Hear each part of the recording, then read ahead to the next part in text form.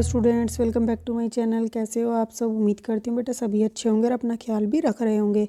तो बेटा आज हम करने जा रहे हैं अपनी वर्कशीट नंबर 78 10th क्लास के बच्चों के लिए है, विज्ञान सब्जेक्ट की है और 27 तारीख की है। ठीक है, जिसमें हम कर रहे हैं बेटा अम्ल, अक्षार और लवण। ठीक है, इस चैप्टर को हम क्या कर रहे हैं, पाठ्यांश आधारित प्रश्न इसके करेंगे हम। रिवीजन चल रही है बेटा हमारा सेकंड चैप्टर की रिवीजन है ये।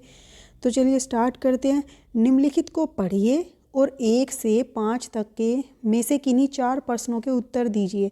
आपको तो किन्हीं 4 का बोला है, लेकिन आपको सभी का देना है। ठीक है, तो देखो यहाँ पर फर्स्ट क्या है बेटा, ये हमें दिखाया गया है मृदा के लिए जो आवश्यक होते हैं पीएच। तो यहाँ पर देख रहे हो 4 से लेकर 8 तक का जो होता है उसका पीएच, वो उसके लिए सही होता है। ठीक है, मृदा के लिए। और यहाँ पर जब 4 के पास में तो जो होते हैं 4, 5, वो क्या होता है, निम्न अम्लीय होता है।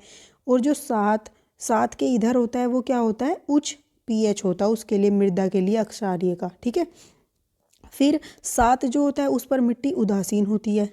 ओके, अब यहाँ पर देखो सामान्य तौर पर कम पीएच मृदा में भारी धातु यानी कि कॉपर, मैग्नीज, जिंक और आयरन आदि की उपलब्धता सबसे अधिक है। ठीक है, क्या बोला है, जो कम पीएच होती है बेटा जो मृदा की, उसमें क्या होते हैं, ये सारी धातुएं पाई जाती है सबसे अधिक मात्रा में कम पीएच में, यानी कि 4 या 5 के करीब जो होगी।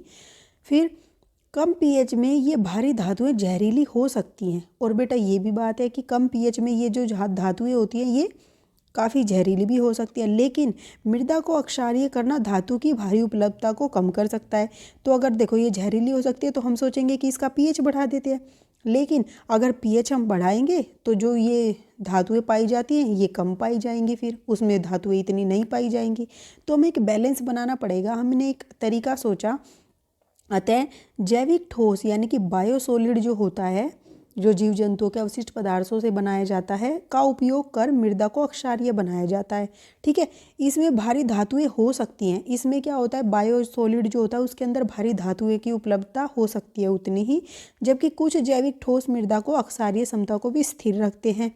और जो जैविक ठोस हैं बेटा ये क्या करेंगे, मृदा की को अक्षारीय भी रखेंगे और उसमें जो धातुएं पाई जाती हैं वो भी उपलब्धता भी उसकी सही होगी, उचित। ठीक है, जिसका प्रयोग से पीएच में वृद्धि होती है और इस प्रकार पीएच में क्या हो जाती है, वृद्धि भी हो जाती है।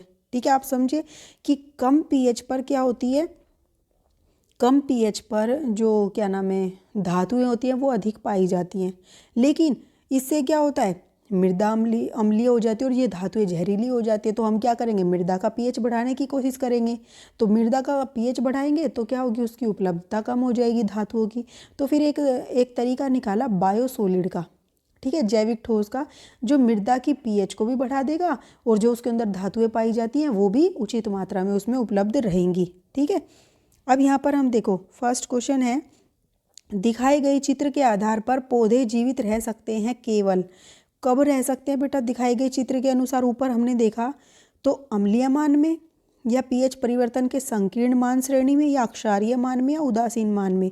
तो बेटा यहाँ पर कोई एक पर्टिकुलर नहीं है, ना तो वो अम्लीय में, ना अक्षारीय में, ना ही उदासीन में। वो किस में रहेंगे, पीएच परिवर्तन की संकीर्ण मान श्रेणी में, यानी कि 4 से लेकर 8 के बीच का जो मान होगा उसके अंदर वो पौधे जीवित रह सकते हैं और सभी के लिए अलग अलग होता है।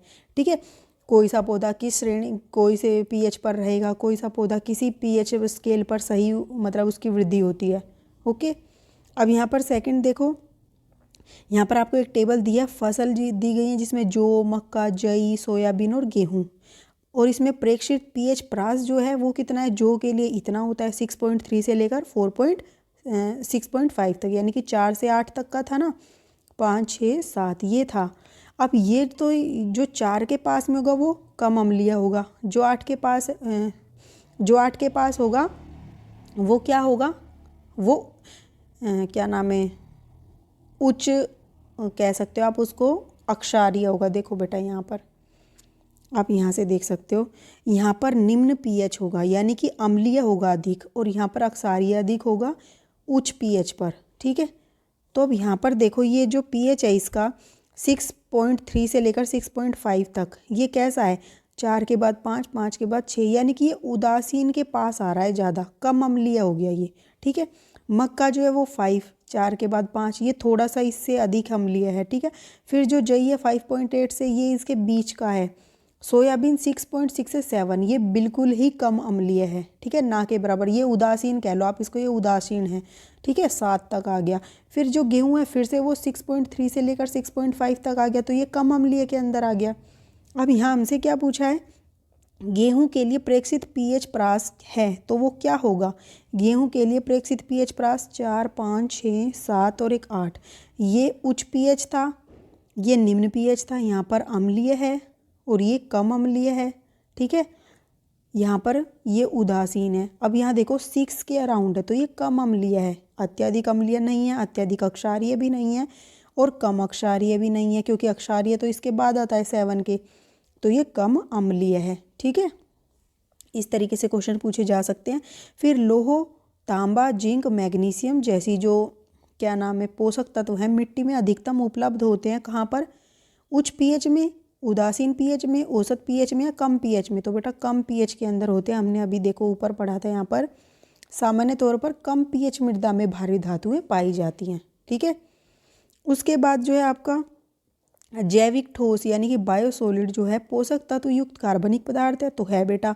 फिर उर्वरक के रूप में पुनर्नवीनीकरण किया जाता है और मृदा संशोधन द्वारा पौधों की वृद्धि को प्रोत्साहित किया जाता है जैविक ठोस द्वारा, तो ये भी बात सही है। फिर भूजल प्रदूषण में नाइट्रोजन और फॉस्फोरस की संभावना को बढ़ाते हैं। तो जो भूजल प्रदूषण है, जैविक ठोस डाल देंगे तो उसमें नाइट्रोजन और फॉस्फोरस की संभावना को बढ़ा देते हैं, तो ये गलत है बेटा, ठीक है। यहाँ पर जैविक ठोस के बारे में सत्य क्या रहे, पहला और दूसरा, ओके। उसके बाद यहाँ पर दिया बेटा मिट्टी डैश हो जाती है जब पीएच की अपेक्षित मान से अधिक अम्लीय हो जाती है। अगर पीएच मान जो उसका बोला गया है उससे अधिक हो जाएगी तो क्या होगा, हमने अभी पढ़ा था जहरीले हो जाते पदार्थ भी, क्योंकि वो ज़्यादा अधिक अम्लीय हो जाए तो इसका मतलब क्या आएगा, ना तो उदासीन, ना उपजाऊ, ना उपयोगी, और ये विषाक्त हो जाएगी, ठीक है। और ये आपको पीएच स्केल दिखाया गया, यहाँ अधिक अम्लीय होता है, यहाँ बिल्कुल अधिक अक्षारीय होता है और ये उदासीन होता है। लाल, हरा और नीला, बीच में हल्का हल्का लाल, फिर क्या होता है हल्का हरा, फिर थोड़ा सा हल्का नीला और फिर डार्क नीला, गहरा नीला, ठीक है। ये थी बेटा आपकी आज की 10th की वर्कशीट, बहुत आसान थी, 4-5 ही क्वेश्चन थे, उम्मीद करती हूँ समझ आ गए होंगे और फिर खुद से भी आप अपनी रिवीजन करोगे इस चैप्टर की।